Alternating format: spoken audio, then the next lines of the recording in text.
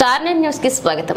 అరసవెల్లి సూర్యనారాయణ స్వామివారి హుండీలను ఆలయాధికారుల సమక్షంలో మంగళవారం లెక్కించారు. గత 77 రోజులుగా గాను నోట్ల రూపేణా 5,66,22,000 నోట్ 46, చిల్లర రూపేణా 2,37,020 కలిపి మొత్తం 68,59,000 నోట 66 ఆదాయం వచ్చిందని ఆలయ ఈవో రమేష్ బాబు తెలిపారు. బంగారం 37 గ్రాములు, వెండి 3 కేజీలు 400 గ్రాములు సమకూరినట్లుగా పేర్కొన్నారు.